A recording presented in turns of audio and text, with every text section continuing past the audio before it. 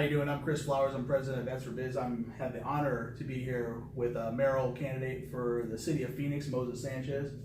Thank you very much for taking the time to meet with me, sir. I certainly appreciate it. Appreciate the time. Moses is running for the mayor of the city of Phoenix, but what really drew me in was that he's a Navy veteran, he's a business owner, and he's an educator. So to me, it was like the full circle. I mean, you had all the tools. So why don't you just go ahead and just get into who you are, what you do, and what your campaign goals are. Well, my name is Moses Sanchez. I am a veteran. I've served in the United States Navy now for 22 years. Wow. Thank you for your service. Appreciate that a lot. 4 of those years were active duty years. One tour in Afghanistan in 2011. And I just re-enlisted for 2 more. I got to get to 25. So 25 is the goal. Once we get to 25, then we'll have to reevaluate our situation. Right. But yes, I've been in the Navy now for a long time, serving our country. I am an immigrant.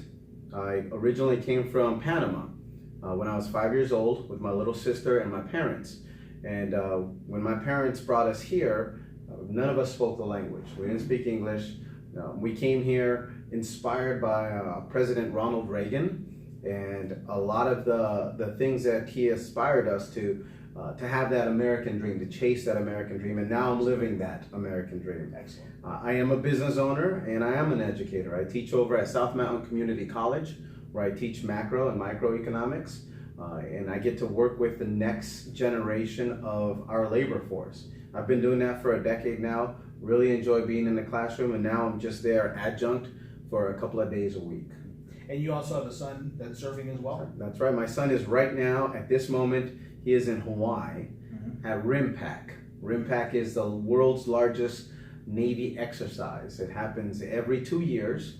This is RIMPAC 2018. I've been to 4 RIMPACs in my career. This is the first one that I've missed in the last 6 years. But he's there right now representing. He'll be there for about 30 days doing his duty with the armed forces. Like I said, we appreciate it, his service as well. So that, even though he's Navy, but that's all right. I got my Army colors on, so we're still representing. We're doing all right. One team, one team. That's right. We are going to be one team on this deal for sure. All right. So like I said, I want to really let all the veterans out there know, so that way they can get to know you a little more, get to rally behind you if they believe in what you're saying. You're speaking their language. I want them to be able to get on board with you and support you. So why don't you say what your big 3 policies are going forward for the city of Phoenix? I think it's important for the veterans to know that there is only one veteran running for this position at this moment, and that's myself. And I think there's a lot of things that come from my military background that are applicable to the city of Phoenix. Probably the number one thing the city lacks at this moment in time is leadership. Absolutely. And it doesn't matter if you're an E4 or an E3, an E6, a sergeant in the Army. Leadership is something that's developed, that we train on, that we work hard on. And I have that leadership abilities. It's not just leadership capabilities, but it's your ability to work with a diverse group of people. That's true. There is no more diverse group than the United States military. I mean, you're talking about people from all over the country, different backgrounds, different cultures. And we all come together for one mission, one goal, one fight, whatever that mission may be. And you can't accomplish your mission successfully if you're not communicating, if you're not collaborating, if you're not working together. And so I use a lot of those skills in my day-to-day work and in my political world. When I represented my community, our community, here in Phoenix on a local high school board, I got elected to the Tempe Union High School District back in 2012, and I served for 4 years on this high school district. And leadership was something that you see positively affecting that environment. We need that in City Hall. My background with the military in different parts of the world, on different ships, throughout different deployments, I think bringing a lot of those skills, the ability to collaborate, work together with different groups, is going to help make Phoenix a world-class city, one where we can be proud of, one where we're top 10 in something, because we're currently not top 10 in anything. And so that brings me back to the 3 things that are probably the cornerstones of our campaign. The first is public safety. We have less police officers and less firefighters, less first responders today than we did 10 years ago. And correct me if I'm wrong, but there's currently somebody on the city council who is currently a firefighter. There is currently a firefighter on the city council, and you know, you would think that in 10 years, I mean, he's served for quite some time now, you'd have a dramatic increase in that. But that's not the case. We actually have less firefighters and less police officers today than we did in 2008. Meanwhile, the city has exploded in the last decade. Exactly. So public safety is number one priority. The second part of our 3-point cornerstone would be what I call infrastructure. Infrastructure are your streets, your roads, your sidewalks, water issues. This is, I mean, there's so many different, the city of Phoenix is so large, and when you drive around, when you talk to people in different communities, it's interesting to hear what their number one issue is. When I'm down in South Phoenix, I hear a lot of families tell me, you know what the number one issue is for me? It's a sidewalk. There are parts of our community that don't have sidewalks. My kid is walking home from school and he has to walk in the middle of the street because we don't have a sidewalk. We're the 5th largest city in America. Can we be top 10 in something? The third part of our platform is what I call quality of life. Okay. Quality of life issues are things that affect all of us. Things like homelessness, things like our public pools, our public libraries. Right. I mean, we've cut hours at the libraries. We shut down our public pools in the middle of summer. I don't understand that. That just doesn't make any sense to me. Issues like homelessness, the opioid crisis, Parks and Rec. This is kind of the quality of life issues that the city needs to be laser focused and addressing on a day-to-day basis. So that's kind of the 3 major cornerstones of our campaign. We can go deeper into any one of these if you'd like, or if your viewers would like. I want to maybe also hit a little bit more of your background, because obviously you're a business owner as well. So obviously you know a lot of politicians, unfortunately, they just think, oh, we'll just raise taxes and we'll just find more money to spend on other programs, where you are used to working in the confines of a budget. And there's a thing called profitability, where they're very important to you, and things that the cost of goods and all that has to line up and make sense to you being a business owner. So politicians have the thing, they think that money's free, but I think you're going to attack it from a different standpoint. Well, I'm proud to say that I'm the only business owner who's running for this with a payroll. I've had a payroll for quite some time now. A lot of the folks that work for our company are spouses of military veterans. And so I understand what a payroll looks like. I understand FICA taxes. I understand the day-to-day problems and challenges and struggles that a business owner here gets.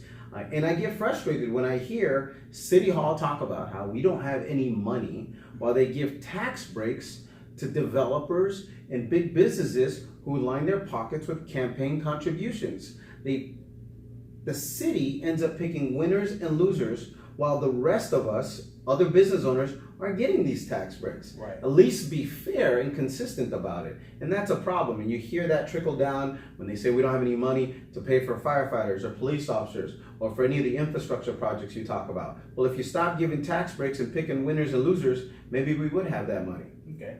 So again, there's some things that are very contrasting from current leadership and people that are also running in the race, that I definitely wanted to highlight as well.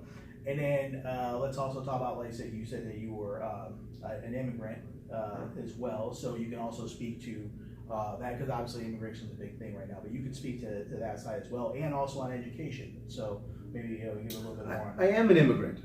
When I came to the United States, the process of coming to America and becoming a citizen, which I am, with a secret clearance, right? He's a patriot. I'm living that American dream, and the system we have today is broken, and Congress needs to absolutely do something about it. It is not the same system that it was when I came through and how I came through, and they need to fix it. With regards to education, I'm the only educator running for mayor. I teach. I've been in the classroom for the last 10 years at South Mountain Community College. Education is critical to me. It's important. Now, immigration and education are issues that the mayor doesn't have a direct impact on. But here's what I would do as your mayor when it comes to education. One of the things that I think we can do is we can get the superintendents of every public school district that touches the city of Phoenix, and not just our public schools, but even private schools, and bring all the superintendents together for what I call the Superintendent Summit. We would do this every single quarter, where the superintendents would show up and one governing board member to hold the superintendents accountable. And we'd bring them in a room, and I would not run this meeting. We'd have somebody facilitate it, but essentially what it would be is, what are the greatest challenges that your school district faces, and what are some of your best practices? We did this when I was on the school board with principals, and the principals would come to the table. Every high school had a different culture, different environment, and it was interesting to see how some schools would take some of those best practices and implement them in their own way. And when they implemented it in their own way, it wasn't a cookie cutter approach, but it was in the business world, it was just an approach of taking best practices from other companies and adjusting them for your environment. By doing this, I think we can close the achievement gap, we can tackle some of the fundamental financial problems we have in the district, and we can also tackle some of the other issues that we have, like workforce development or lack thereof workforce development, trade schools, things of that nature. I mean, we can address a lot of problems in the city of Phoenix by bringing folks to the table, collaborating, communicating, but that takes a leader. That's true.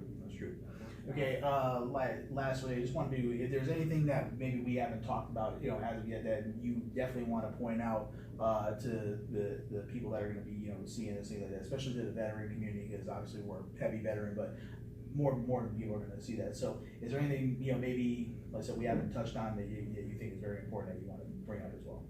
One of the things I don't talk enough about on the campaign trail is my military background. I really don't. I think us veterans, we don't want to share our sea stories or our war stories. It's our world. It's our safe space. It's when we talk about it at the American Legion or at the VFW. But I think it's important for us to start telling our stories more and more. Whether you own a business, whether you're running for local office, I'm seeing that it's critical for us to tell our story. At this point in our American history, we have the lowest amount of veterans elected to public office than at any time in history.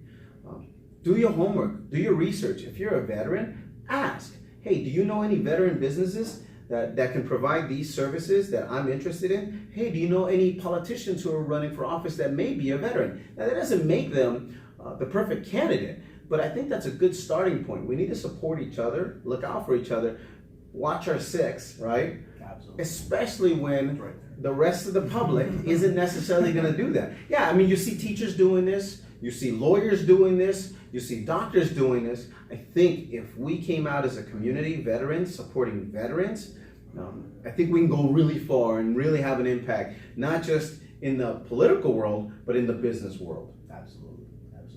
So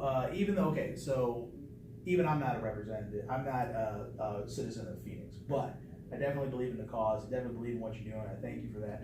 Now, even though if you're not, like myself, we can always contribute to your campaign. Absolutely. Right? I mean, rather than me buying you a beer, why don't I throw $5-10 in your campaign, am I right? That makes all the difference in the world. Your money is good in my campaign. You just go to MosesSanchez.com. There's an easy button there for donating. There's a couple of ways that we're going to win this race. One is financially. We need to raise as much money as we possibly can. We know that we're going to get outspent and outraised by my opponents, as they're supported by a lot of the unions here in the city. But we're doing a really good job, and we're out there fighting and grassrootsing for every vote that we can get. The other way that you can help is through social media. So getting involved online, watching these videos, sharing these videos, sharing the website, sharing our Facebook page, Twitter, Instagram, IGTV, whatever your platform is, whatever platform you prefer to use, we're on there. I'm on there. You can look me up, share it with your buddies and friends, and say, hey, we got a guy who's fighting for us, fighting for Phoenix families. So even if you don't live in the city of Phoenix, you can still have an impact. Because remember, the 5th largest city in America. That's right. Which means what happens in Phoenix has an impact throughout the state of Arizona and has a huge impact in the Southwest. That's right. So we want a veteran in that seat. We don't want another professional politician looking out for themselves. We want somebody that's going to be mission focused and mission oriented. We want a veteran in that seat. Oh yeah. So again, give me your contact info, website, and all that stuff. MosesSanchez.com. MOSES Sanchez. All right. Thank you for your time, brother. Hey, I appreciate it. Thank you. All right. Thank you for having me. Yeah, appreciate it.